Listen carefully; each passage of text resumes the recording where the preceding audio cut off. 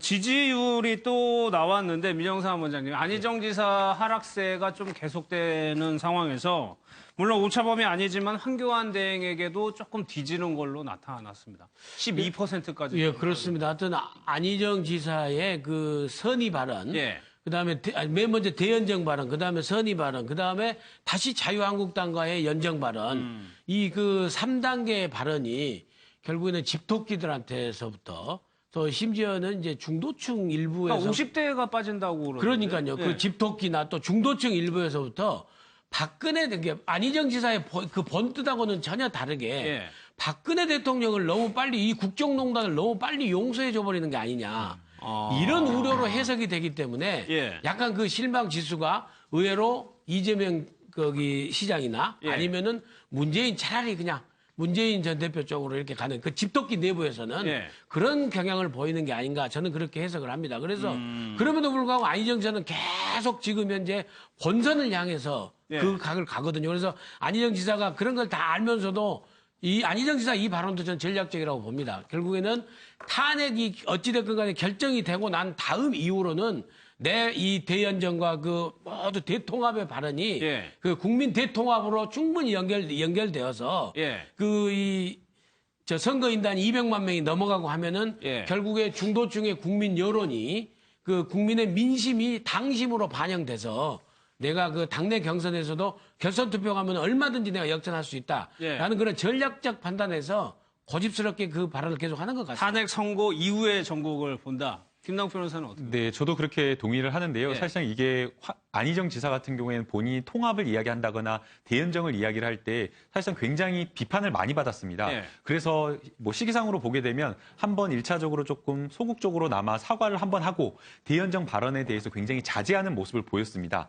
그러다가 다시 3월 1일을 기점으로 해서 또 갑자기 세게 그렇죠. 이승만 전 뭐 대통령이나 네, 뭐 뭐 박정희 대통령 전부 다 자랑스러운 역사다라고 하면서 또 한 번 또 통합 그리고 또 선한 의지의 어떤 연장성산에서 발언을 했는데요. 이거는 앞서 뭐 교수님께서 진단하신 대로 굉장히 표를 공략한 굉장히 어떤 전략적인 선택이라고 생각이 됩니다. 지금 당장은 표가 빠지고 있지만 예. 이제 탄핵 심판이 이루어진 이후에는 지금까지 어떤 국민 민심은 적폐청산을 해야 된다. 박근혜 대통령을 심판을 해야 된다라는 어떤 그런 이야기가 나왔지만 예. 탄핵 심판이 만약 인용된다라고 한다면 당장 태극기 집회가 굉장히 더 커지고 예. 박근혜 대통령 뭐 그다음에 또 보수의 어떤 진영 논리가 굉장히 또 커지기 때문에 보수와 예. 진보가 또 싸움이 일어날 수 있을 것으로 보는 겁니다. 그렇기 때문에 아마도 예. 안희정 지사 입장에서는 지금 국면에서는 내가 조금 불리하지만 예. 탄핵 이후 시점에서는 통합의 리더십이 주목받을 것이다라고 하면서 지금 이야기를 하는 것으로 보이고요. 근데 야권 지지자 입장에서 만약에 인용이 된다고 가정을 하면 이제는 통합하십시오라고 낼까요? 목소리를 낼까요? 그러지는 아니면- 않을 것으로 생각이 됩니다. 아마 이제 거기에서 안희정 지사의 판단 미스가 있을 것으로 생각이 되는데요. 예.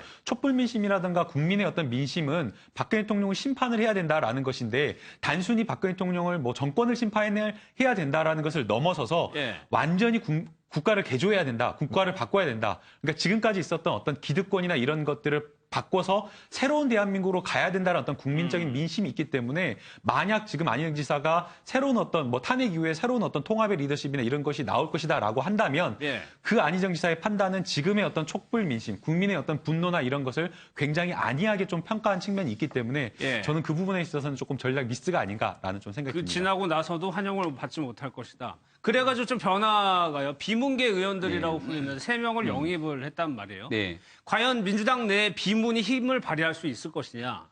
그렇기 때문에 예. 그동안 있었던 그 개헌을 고리로 한 얘기들을 끄집어내는 사람들, 그러니까 소위 말해서 친문이 아닌 반문연대에 대한 사람들까지 흡수를 하기 위해서 안희정 지사가 내 대통령 임기를 개헌을 논의하는 사람들이 주장한다면 3년까지 단축할 수도 있다라는 전제 조건을 깔았거든요. 예. 나머지 사람들이 다 들어올 수 있는 공간의 문을 열어놓는 겁니다. 오늘 이제 어저께 있었던 세 사람에 대한 지지선은 의미가 좀 크다고 볼 수 있는데 이철 의미가 의원 좀 있다고요? 예, 이철 의원 같은 경우는 뭐 언론을 통해서 이미 잘 알려진 사람이기 때문에 예. 대중적 확장성이 굉장히 클 겁니다. 게다가 전략 기획통으로 볼 수 있기 때문에 안희정 캠프의 전략을 맞는다라고 얘기를 하고 있고 기동민 의원 같은 경우는 박원순 시장이 있을 때 정무 부시장을 했기 때문에 그렇죠. 박원순의 사람으로 불릴 수 있는 말 그대로 친문을 배제한 나머지 비문이라고 하는 사람들이 하나의 교집합으로 형성되지는 않지만 예. 각각으로 뜯어져 있는 사람들을 다 뽑아내겠다라고 해서 이번 민주당의 대통령 경선 과정을 친문 대 비문의 결정적인 승부의 과정으로 일단 전략적 포석을 잡으면 사실은 친문이 더 유리하고 비문이 불리할 수는 있겠으나 그렇죠. 예.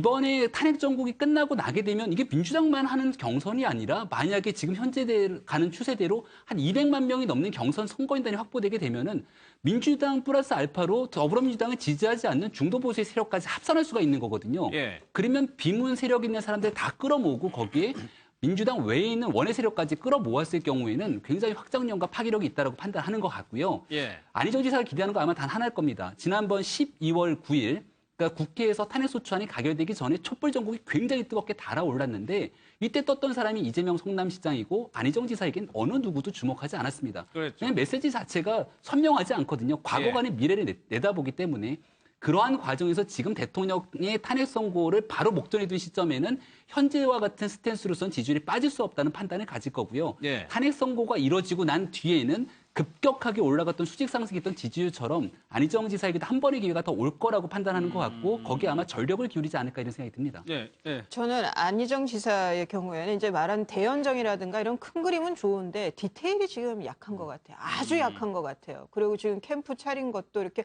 와, 저 사람이 하는 부분은 없는 거거든요. 주목을 그렇게 주목 끌지는 끌는 못하고 하는 있죠. 사람이 없고 예. 그런 면에서 이게 단순히 그 뭐 선한 의지 때문에 꺾인 것도 있지만 예.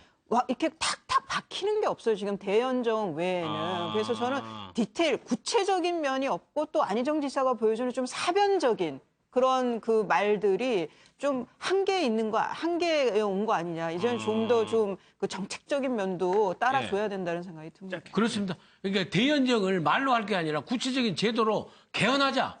표 얻은 만큼 우리가 다당제로 가자. 그것이 바로 연정이 되고 협치가 되는 거거든요. 예, 예. 그럼 구체적인 대안으로 얘기를 해야죠. 알겠습니다. 여기서 마무리하겠습니다. 1분 뒤에 다시 돌아오겠습니다.